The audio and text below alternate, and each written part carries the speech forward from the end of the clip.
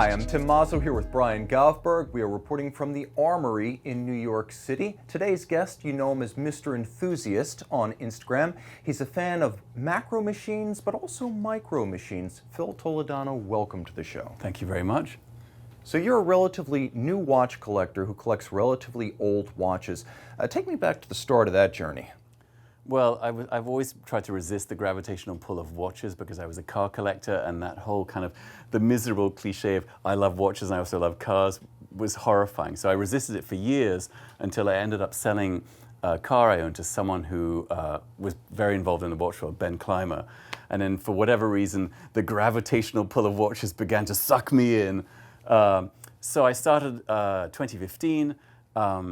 And I've been on this very rapid descent into kind of obscure stuff. So right now my focus is really 1940s Rolex chronographs and then 1970s Pateks. Now, what is it you like about the Patek watches of the 70s? Because as far as watch history is concerned, the 70s is its own special world, unlike what came before, unlike what came after. Well, I guess when I worked in advertising, a guy I worked for called me a pathological contrarian. And when he said that, I was like, oh yes, that's exactly who I am. So one of the things I always do is I kind of tend to look, I tend to reflexively look where other people aren't looking, where there's not a lot of light being shined.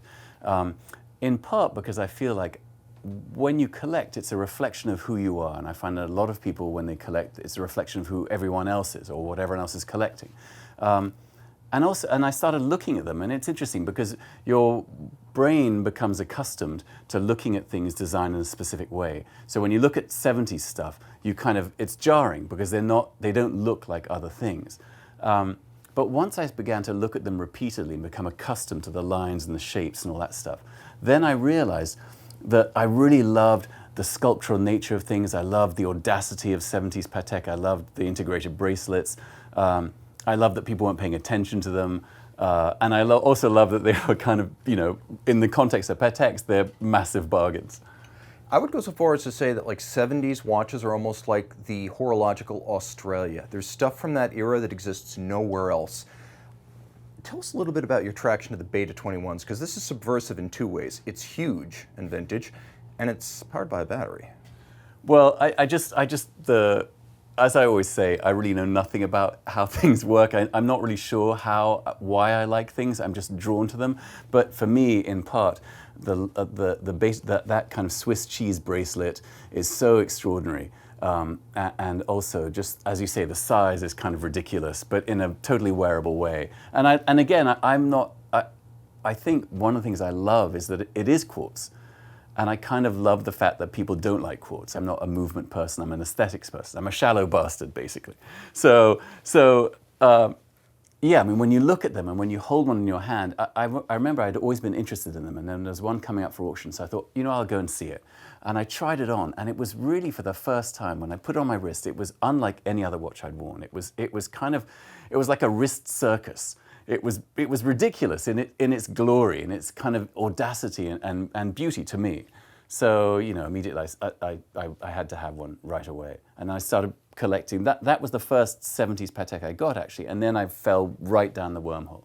And so, if you look at it though through the lens of the time, the Aquanaut wasn't even a thought yet.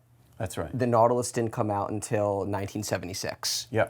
And so when this watch was around, it was the biggest, sportiest, most audacious watch of its day. Sure. And so I think that that's important as far as the watch goes because, number one, you had the quartz crisis that was just starting or coming about, in which it was going to turn the entire mechanical watch industry on its head.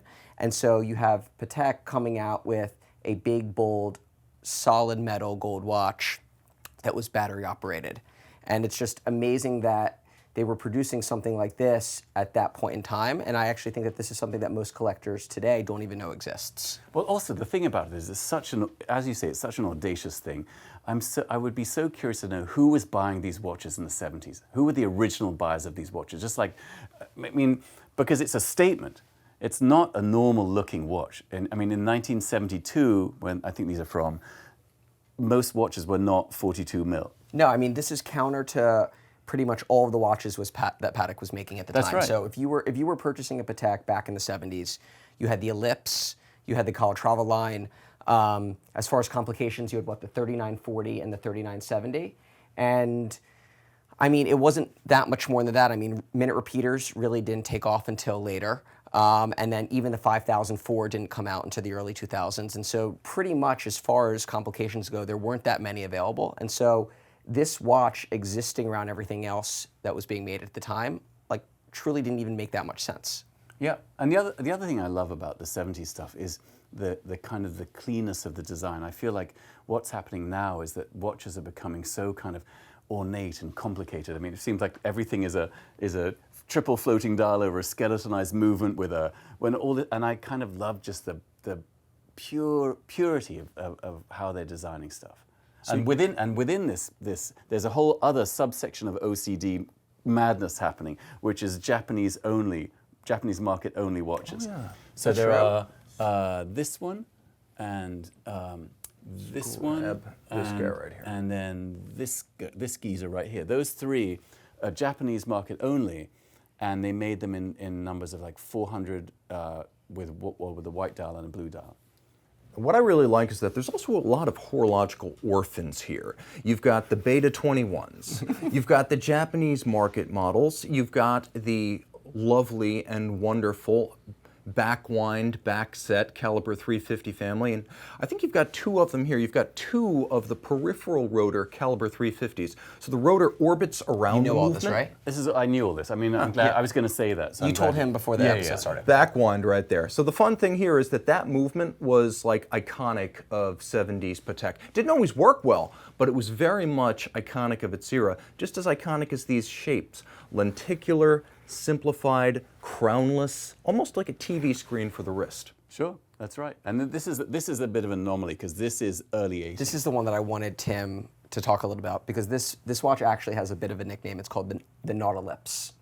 And I'll let Tim explain why. Well, let me ask you first, why did you choose this instead of a conventional Nautilus? Because no one buys this watch accidentally. It's the elephant, the elephant I ears. actually thought I was buying a Nautilus, and when it arrived, I said, what the hell's going on?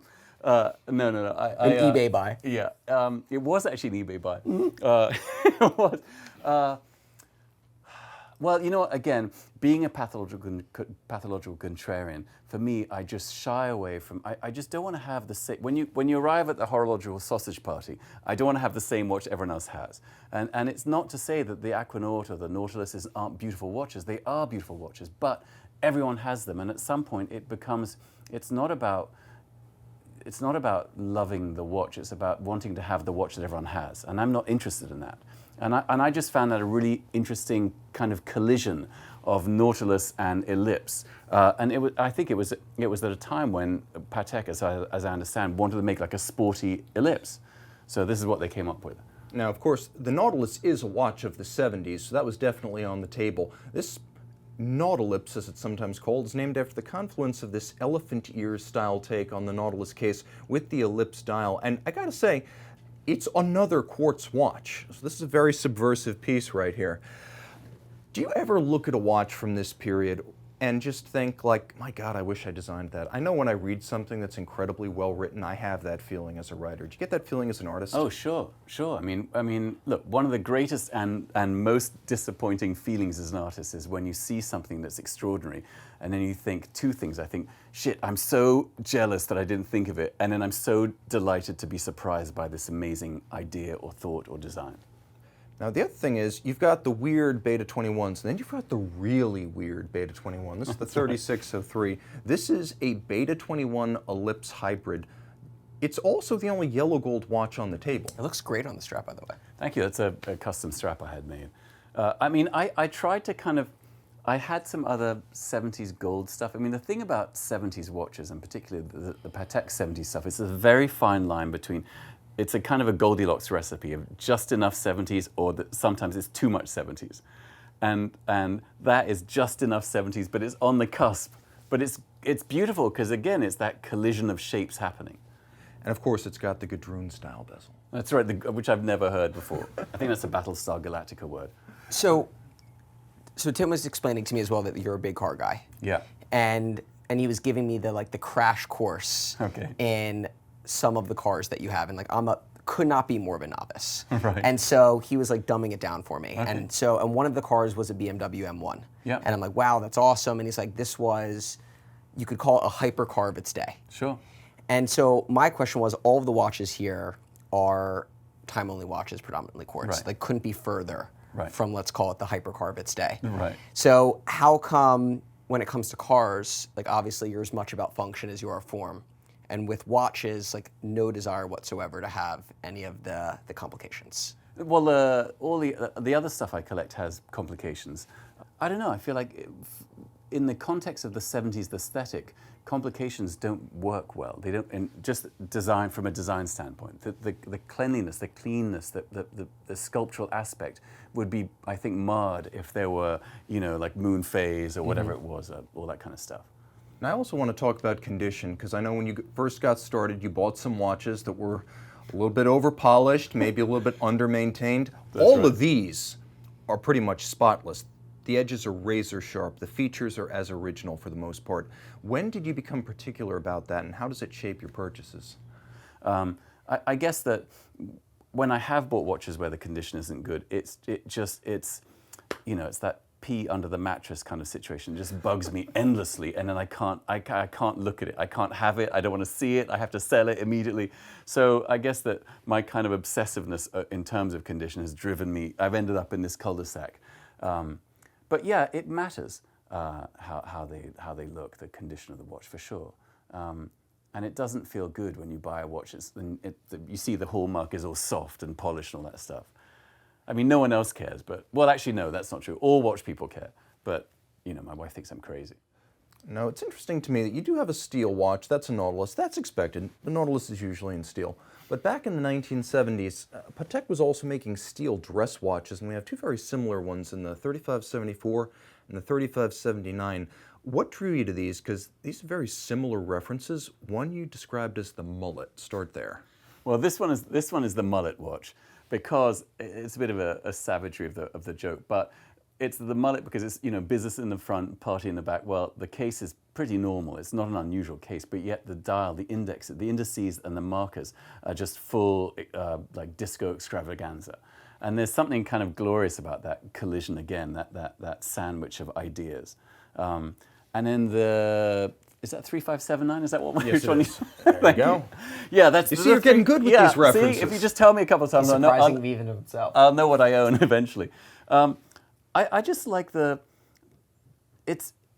nothing here, but what they've done with the case is really beautiful, and it's kind of an exercise in how to make nothing beautiful, I think. Sometimes it's the hardest thing is to make a simple watch. Absolutely, because you can't hide. There's nowhere to hide if you make a poor design choice. So everything about this works and is in harmony and is beautifully done. Like the different finishes on the case, on the inside, whatever that thing is. The dial, is that what that's called? Yeah. So The timey teller. yeah, the sticks look great. The time sticks. Now, you mentioned that was it this reference where the crystal was glued? No, this guy right here. Oh, but before we jump onto that, I do want to mention one thing.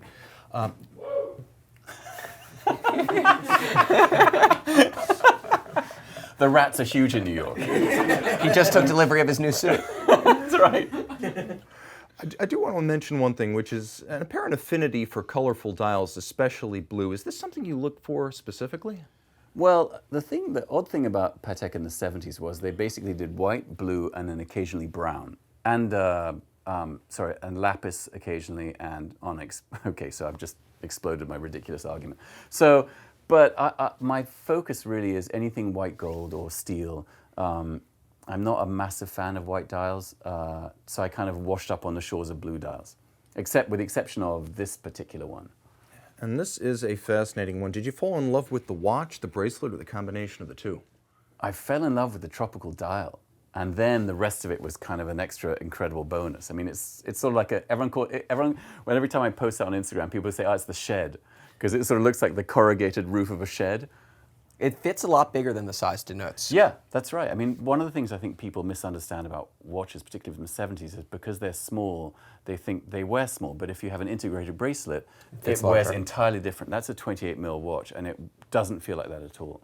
It's a fascinating piece too because from the front it's seamless. Everything here loads through the back, so there's no break line between the bezel and the case flank, and it comes across as like a solid ingot of white gold.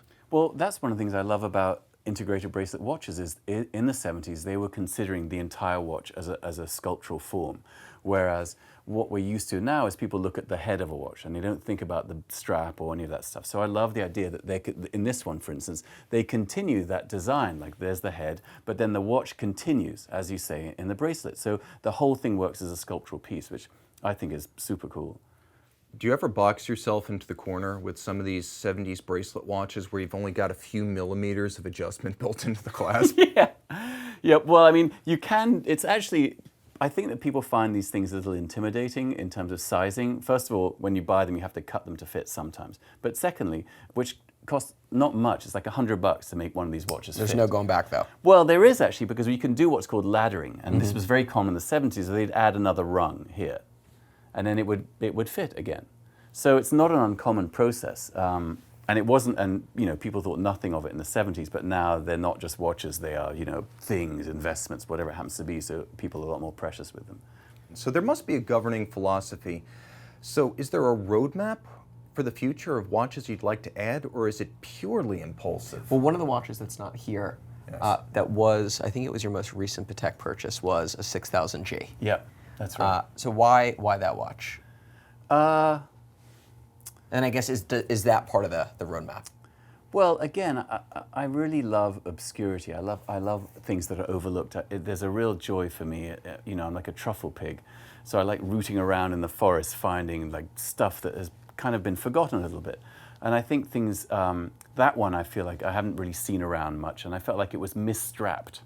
I've just now made a new phrase or new word. So it was on that traditional Patek Geysery alligator strap, but to me, when I looked at that watch, the design of that I can neither confirm or deny that it's a Geysery strap. It was peak Giza, that strap. So when you take, the design of that watch wasn't that kind, didn't lend itself to that kind of strap. And when you change it and put it on a NATO, oddly enough, it, to me, revolutionizes how that watch looks. So I'm actually quite interested in modern Patek, even though I'm not a massive fan of them, because I feel like they're not so audacious anymore. But it's a question of really trying to find the interesting ones that people aren't paying attention to or that aren't that interesting to people. Now, I know that you've gone and you've revised the dials of some of your other brands of watches to better suit your personal tastes, and this has become very intricate, but also a little bit of a signature. Could you talk to us about custom watches and kind of what role that plays in your life, and whether you would ever customize a 70s Patek? No. I think, I mean, there's a clear that what you're talking about. I had this idea a while ago that what if you could you could engrave a dial on a Rolex sport watch that matched the function of the watch. So, for instance, if it's a Rolex Submariner, you'd have an underwater themed engraving on the dial, because I don't think anyone has seen that. I come from an advertising background and I'm a conceptual artist, so everything for me is about ideas.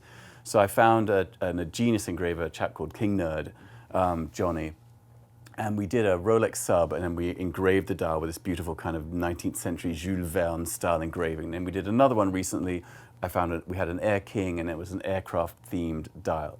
But I wouldn't do it to these, because these are, you know, I love history.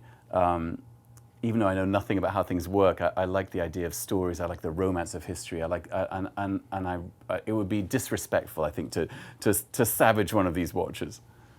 Now, it's absolutely awesome to see some of these watches in the condition they are, but you've definitely gotten a ellipse fetish. Would you ever consider getting a conventional golden ellipse, because you have every version of this watch except the classic one? Well, I mean, the thing that triggers me for the 70s Patek stuff is it has to be an interesting shape. So the classic ellipses, they're lovely, but I think they're a bit snoozy, to be honest. Like all of these watches, they have just a little something. They're either really unusual or there's some peculiar case shape. Or The next watch on my list is actually a 3738 traditional ellipse. Well, there you go. But I guess I'm everywhere. I'm snoozy. I'm building bridges everywhere, Phil. Well done. Working your way towards the allocation. Yeah, exactly. Getting closer every day. Well, I mean, it's not that they are beautiful, but I always want a little extra something. And also, the thing I would say about ellipses is that Like these are all a little bit harder to find. And I like that.